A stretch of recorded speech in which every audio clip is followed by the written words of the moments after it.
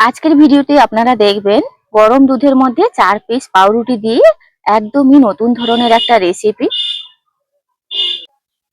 নমস্কার বন্ধুরা, আমার চ্যানেলে আপনাদের সবাইকে স্বাগত। আজকে অসাধারণ একটা রেসিপি শেয়ার করব।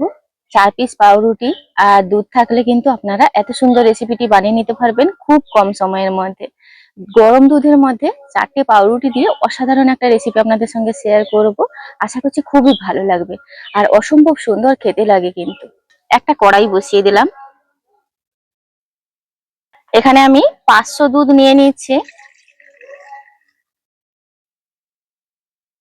দুধটা এখানে ফুটছে। পাউরুটিটা আমি এই অবস্থায় দেব না, এই সাইড গুলো একটু কেটে নেব।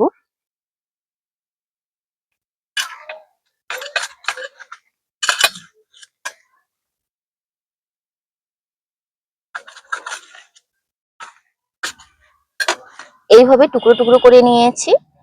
এবার এই পাউরুটিটা দুধের মধ্যে দিয়ে দেব। একটু হাতে গুঁড়ো করে নিয়েছি।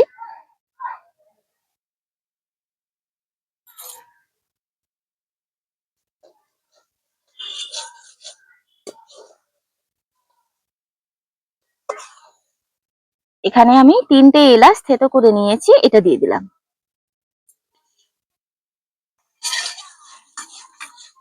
এখানে আমি 500 দুধ নিয়েছিলাম, জাল দিয়ে ঘন করে নিয়েছি, প্রায় 300 কি 350 হবে। এই পর্যায়ে এটা নামিয়ে নেব। এই থালাতে ঢেলে নিচ্ছি, তাড়াতাড়ি ঠান্ডা হয়ে যাবে। দুধটা আমি এখানে ঠান্ডা করার জন্য এইভাবে থালার মধ্যে নিয়ে নিয়েছি। আর এখানে আমি 4-5 চামচ চিনি নিয়ে নেব। চিনিটা কিন্তু যে যার পরিমাণ বুঝে নিয়ে নেবেন। আবার কেউ যদি চিনি পছন্দ না করেন, টোটালি কিন্তু চিনিটা স্কিপ করে যাবেন।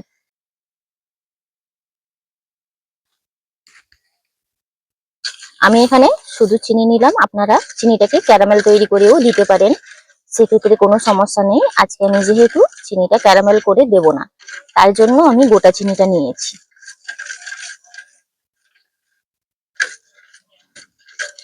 এইভাবে চামচটা দিয়ে নেড়ে চেড়ে কিন্তু একটু ঠান্ডা করে নিচ্ছে। আপনারা অতক্ষণে বুঝে গেছেন আমি কি বানাতে চলেছি। আমি বানাচ্ছি মিষ্টি দই।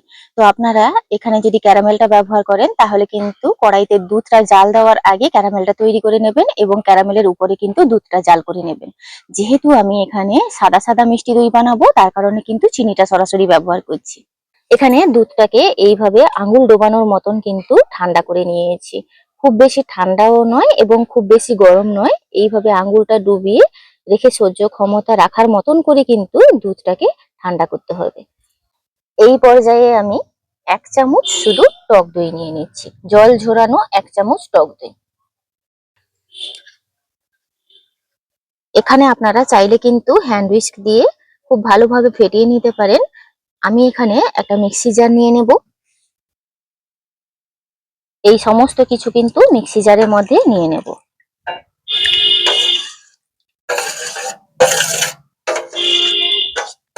এবার ঢাকনাটা লাগিয়ে আমি 1 মিনিট ঘুরিয়ে নেব। 1 মিনিট ব্লেন্ড করে নেওয়ার পর দেখুন একদম একটা ক্রিমি ভাব এসছে। মুখে পড়লেই পুরো মাখনের মতন মুখে গলে যাবে। এবার একটা পাত্রে নামিয়ে নিচ্ছি।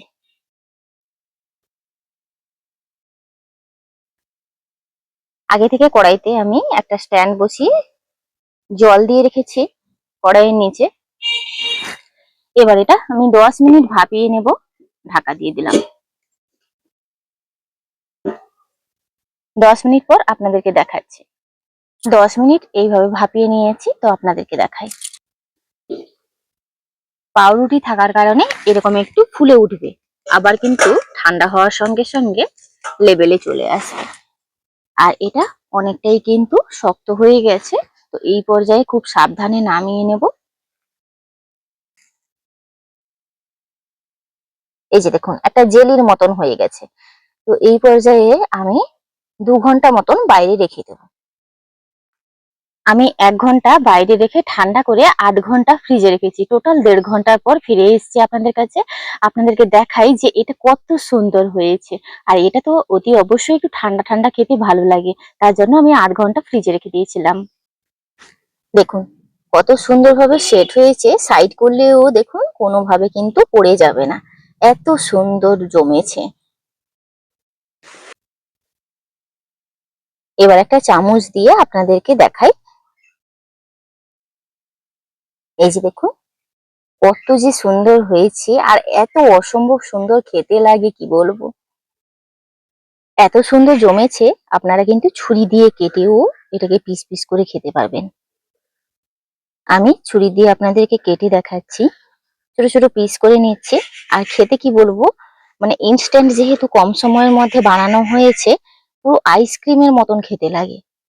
আপনারা কিন্তু অতি অবশ্যই একবার হলেও ট্রাই করে দেখবেন, এত অসম্ভব সুন্দর খেতে কি বলবো। দেখুন কত সুন্দর হয়েছে।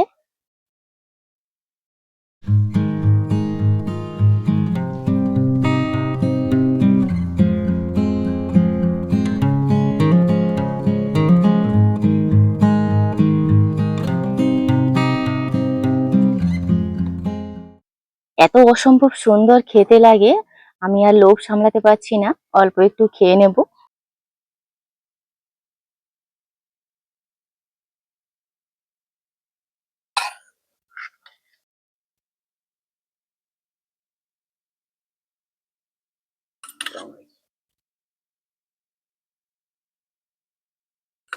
এত সুন্দর, মানে কি বলবো, আর মানে কিছু বলার ভাষা নেই।